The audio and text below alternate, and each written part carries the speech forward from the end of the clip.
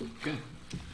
All right, welcome everyone to the October 2nd meeting of the Hyde Park Town Board. The supervisor isn't here this evening, but she'll be back at the next meeting. And please join me to salute the flag. I pledge allegiance to the flag of the United States of America and to the republic for which it stands, one nation, under God, indivisible, with liberty and justice for all.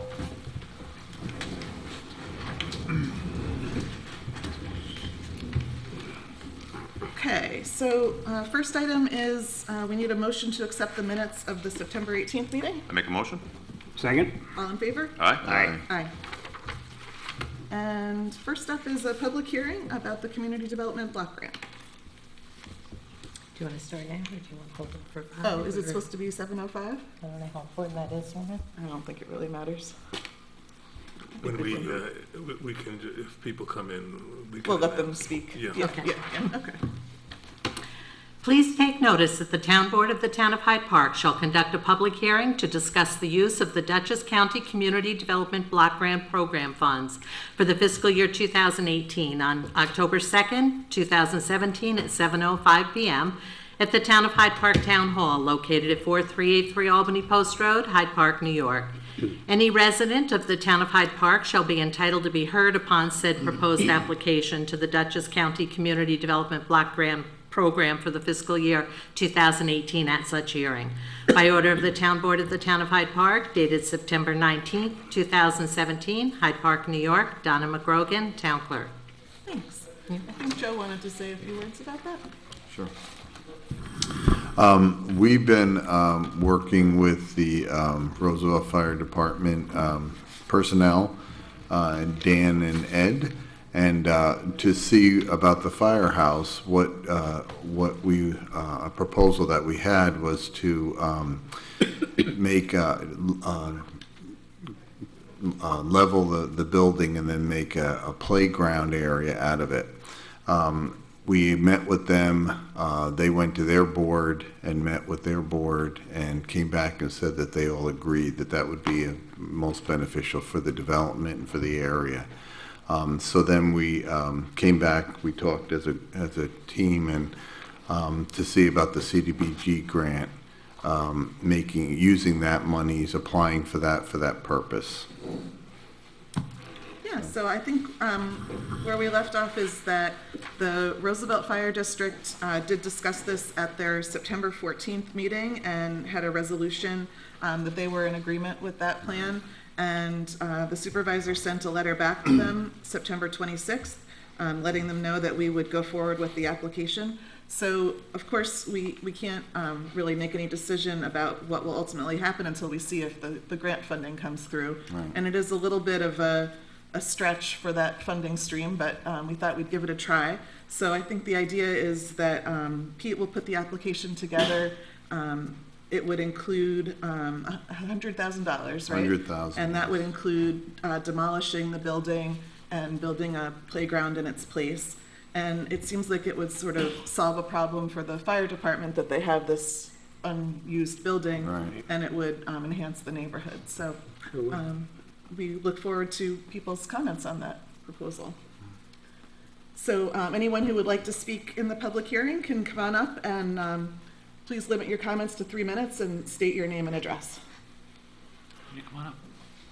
And this is just the public hearing about the CDBG grant, and we'll have public comment on other issues after. Hi, I'm a resident in that area, and I really am very glad that this is taking place, and I would like to, voice my encouragement to the board to pursue it.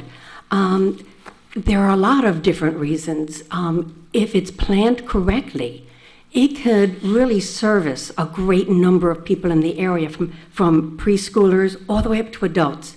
If it's planned correctly with areas for the preschoolers, it's a place where the parents can safely take their children and even walk. Okay. If it includes basketball, well, we see children coming from the middle school all the time. We see people going through bikes. Roosevelt Road, I saw the other day, children riding their bikes past my house. That gives them a destination, it gives them a purpose, it gives them some place that they can safely practice and stay out of the roads when it comes time to shooting baskets rather than using the roads for a play area. Talking to the neighbors, we use that area for walking. It's one of the places that we meet, and we actually go 10, 15 times around the firehouse for walking. So by incorporating some type of a walking track around the perimeter, that's excellent because it hits all age groups.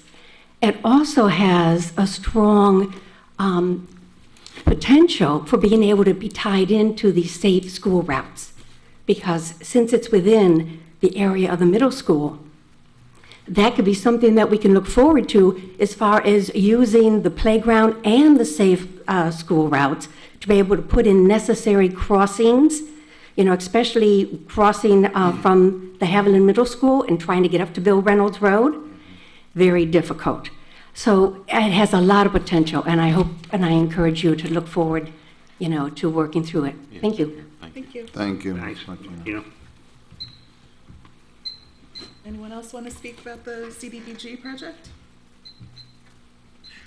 Okay, so I think, can we have a motion to close the public hearing? Make the motion? second? All in favor? Aye. Next up, we have a workshop presentation of the 2018 tentative budget. TC, would you like to come up to the table? Or, oh, I guess Donna presents the budget, right? And then, okay. Gotta do it right.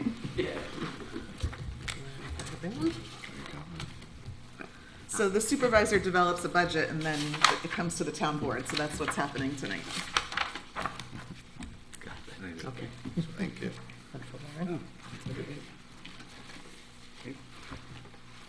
Everybody good? Do you need to say anything or just? I do hand not. it out? That's the official All right. presentation of the 2018 tentative budget. Great. Thank you, Don. So we'll have further discussions on this, of course, and it always changes as we go along, but this is the first draft. So TC, did you want to speak about it? Yes, I just want to offer a brief summary of what's in the tentative budget. And this is, like the word says, tentative. It's the first draft of the budget. The process is that the supervisor is obligated as the chief fiscal officer to submit a tentative budget by September 30th. And I believe it was filed the 29th on Friday. The controller's office worked closely, Joanne and I worked closely with Aileen to develop the proposed tentative budget. And basically, it's basically the same budget that we adopted for 2017, but we just adjusted the requirements for the union contract and labor increases and, of course, the benefits that we know. The staffing drives 70% of your budget. So the total increase in the spending in this proposed budget is 2%. That we try to limit it at 2% spending increase because that's basically what the labor contracts drive the budget, and that's the requirement. We have no choice on the.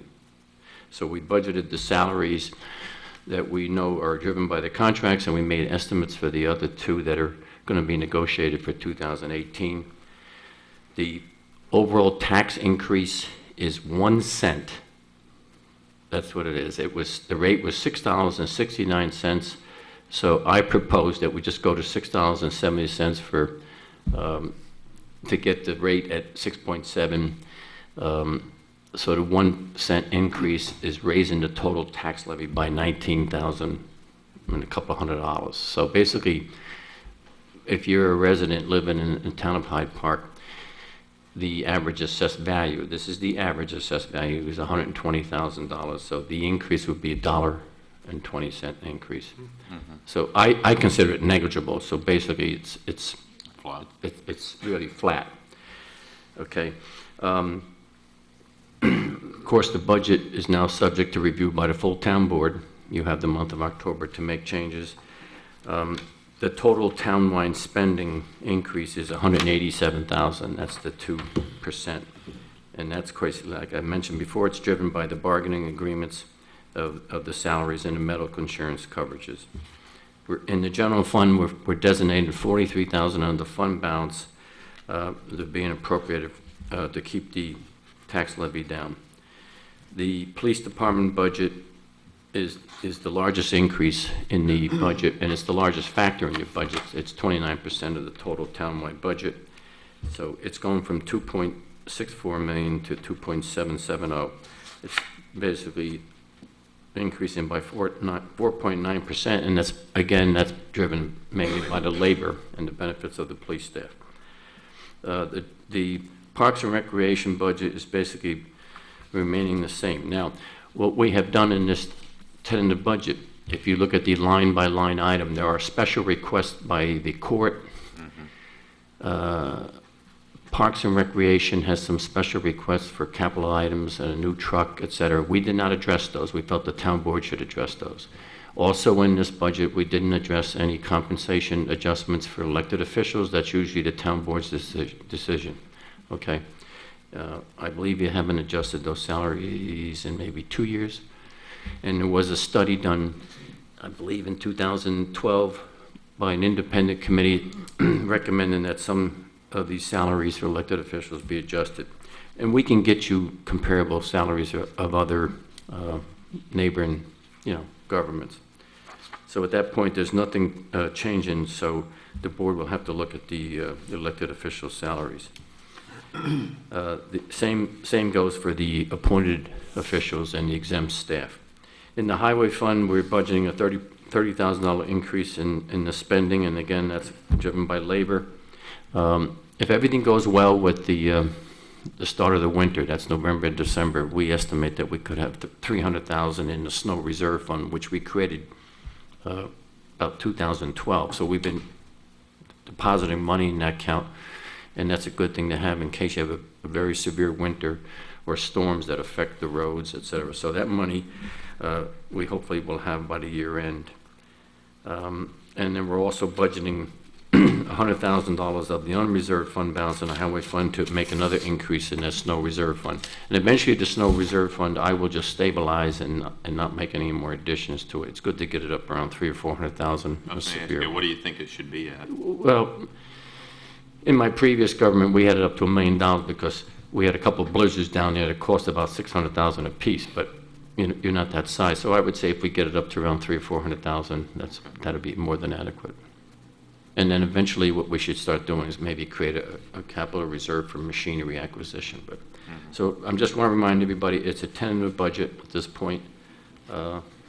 It's basically a very boring budget. It's stabilized, but there's some items in there you got to look at and then possibly interview a couple of the larger departments. Sure. Okay. Yeah, we have a lot to review, but I'm glad to see that we've put enough in our savings account that we're able to use 43,000 of it to reduce the taxes next year. That's a great thing for residents. Well, this year we've designated and we created a reserve fund, not a reserve fund, a designated fund to be used for capital improvement purposes, and we have been using those for local funds and a lot of your grant projects, because you have a lot going on with these capital improvements to the good side of the town. I mean, you created that surplus of about $216,000 in the general fund to be used for matching requirements on these grants, the sidewalk project, the improvements to the highway facilities, and the other intersection projects. So that money has been designated for use and to very good purposes. So. Anyone have any questions or comments? No. Okay, yeah, so we have our work cut out for us, and we'll be discussing this further as we go along. Yeah, I think we scheduled the hearing for the public hearing is November the 6th, so we will probably try to conclude the budget by maybe the last week in October, somewhere in that time, and file the preliminary budget. Good. Thank you so Thanks, much Tony. for your hard work on this, TC. Thanks. Thank you. All right, we don't have any other workshop items tonight, right? Nope. All right.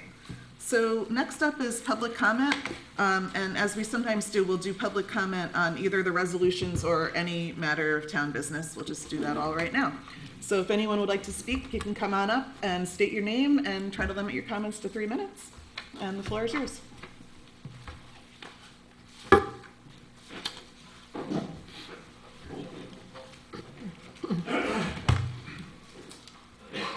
Good night, everybody. Hello. And I'd like to thank all of you for your support with the Culinary Institute of America. I actually currently work for the Culinary Craft Association. I'm the shop steward. And I don't know if everybody's aware of what's going on there. We're going through what we'd call a crisis. My resolution would be to make the Culinary Institute of America to start paying taxes, because we have, you know, a bunch of people in the town paying a lot of taxes for the culinary, right? And right now, they're about to outsource 17 people who are, you know, tax-paying people to the community. The Culinary Institute of America right now is outsourcing those people to save on tuition. So right now, they're acting as a for-profit corporation. So we would like them to start paying taxes. We don't think it's, you know, justified what they're doing. That's all I have to say. Could you state No. your name, please? Could you state your name, please? Oh, it's Paul Rembis.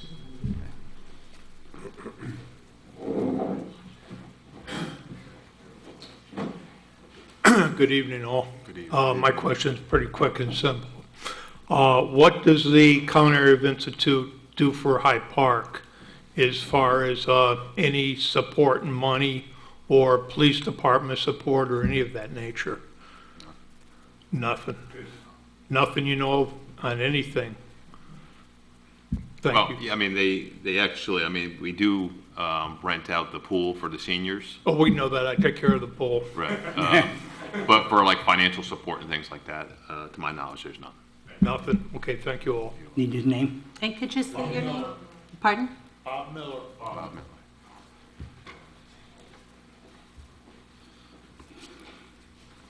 Would anyone else like to speak?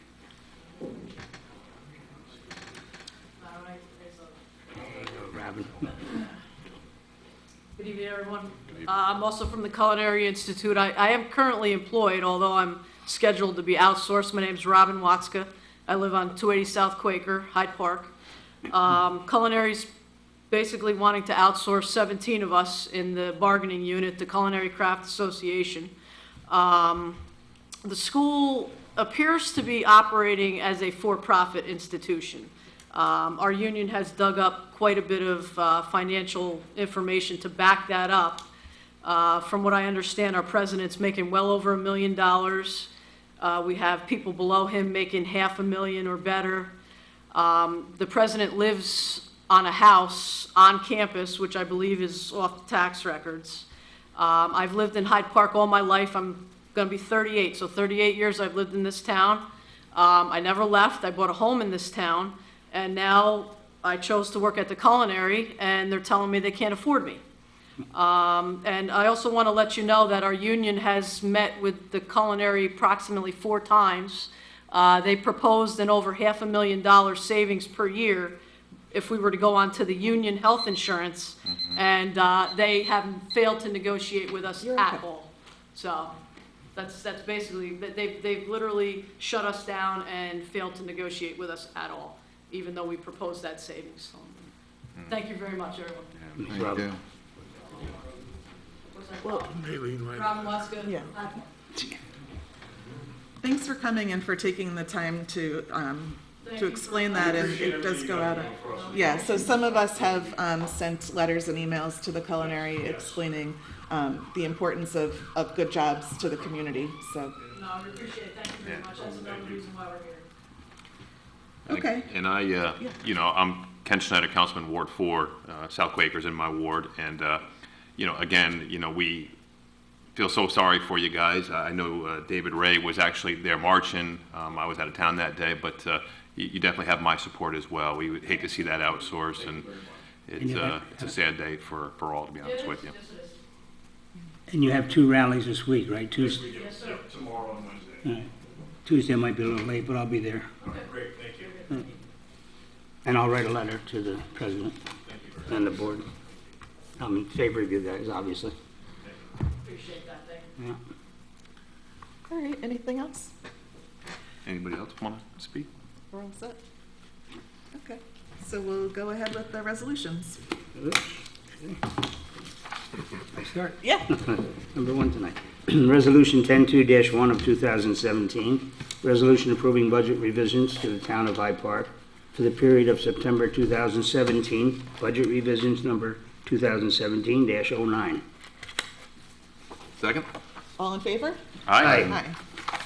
Sorry, I'm not used to having so much paper. We have Eileen's folder tonight.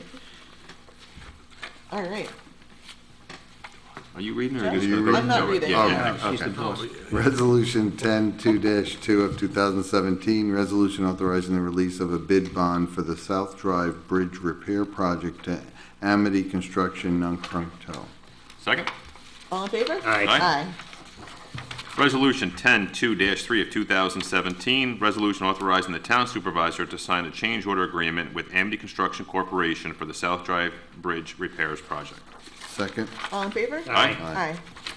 Resolution 10-2-4, 2017, resolution agreeing to the extension of the intermunicipal agreement between the town of Hyde Park and the county of Dutchess for snow removal. Second. All in favor? Aye. Aye. Glad we're able to continue that program. Yes.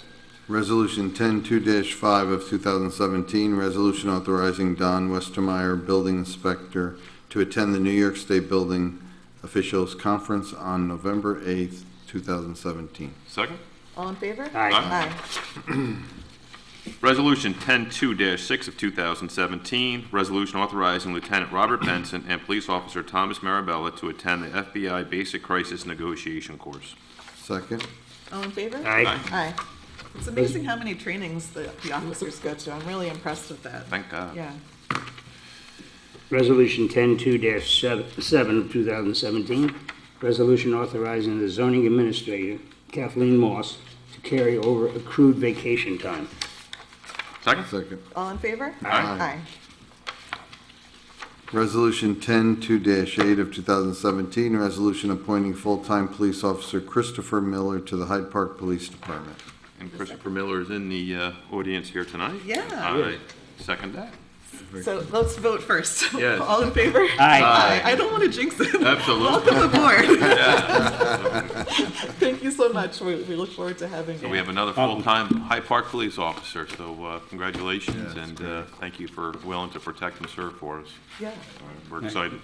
Glad to have you on board. Emily, you want to get Alright. a picture with the chief and the new police officer? Oh, sure, yeah. Well, you want to do it after we? Yeah, we'll do close it the after we meeting? close the meeting. Yeah, That'd be sure, great. that'd be great. Okay. Any other business? Dave suggested very, Just, yeah. yeah, that we just mention that our thoughts are with those in Las Vegas and what a terrible tragedy, and it's just horrible. So our thoughts are with all those affected. Yeah, sad. Yeah. Okay, well, on that somber note, anything else? We'll just have a quick one tonight. All Make right. the motion to close. Second? All in favor? Aye. Are you communicating with these people? You might want- I wonder who's going to come.